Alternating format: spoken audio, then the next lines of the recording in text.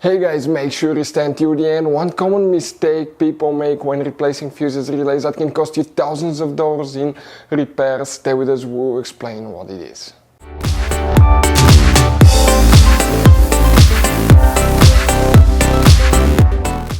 Hey guys, welcome back to Auto Repair guys. Thank you guys for watching and subscribing to the channel. Today will be super helpful video 20V having a Mercedes E-Class generation from year 2010 to year 2016. This is known as generation W212 Mercedes E-Class. If you guys have one of those, if you need to find where the CDI control unit fuses are located, you have multiple ones for the diesel. Stay with us, we'll explain where you can find them, where you can buy cheap parts, tools, fuses, relays at a good price, quick shipping. That way you do not waste your money and time, and why it's important to always test fuses and relays.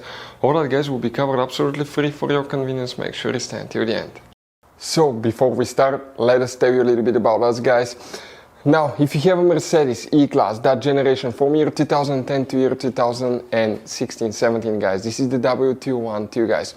We're going to have a video for every single fuse relay on that car, why things do not work, why we're making this one, because we're trying to save you time and money guys. Let's say you're down the road in the middle of nowhere, your car does not start, you need to find where your engine starter fuse relay is located guys, where you can find fuel injection system fuses, fuel pump fuses. All you have to do, come to the channel, watch that video, 1-2 minutes, you're back on the road guys.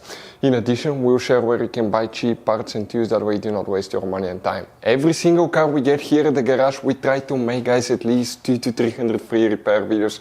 We take them completely apart, we show you how to fix mechanical, electrical, engine work guys, body work, a little bit of everything. And we have more than 12,000 free repair videos on our channels that can save you thousands of dollars guys in free repair videos. Check it out if you need help with that. So let's go ahead and start on it now.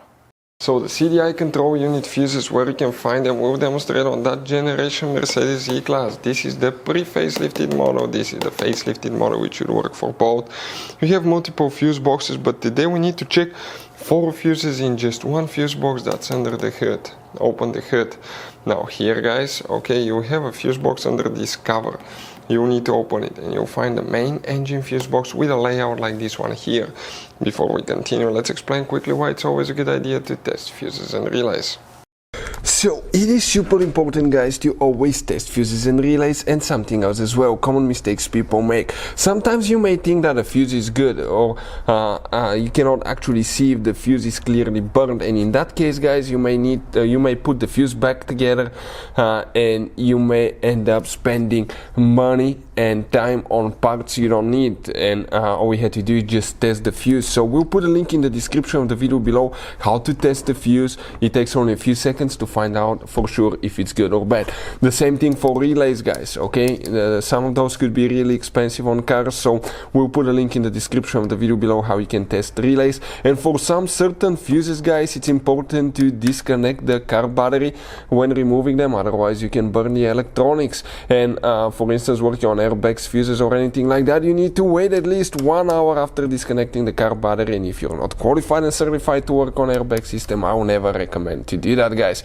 But when disconnecting the car battery guys, okay, common mistake people make, it's important to know which battery terminal you reconnect first. If you do it the wrong way, you can burn electronics modules. How we know about that? We burn before the traction control module on BMW that cost us $2,000 guys. So we'll put a link in the description of the video below which battery terminal to disconnect first. Check it out for your convenience.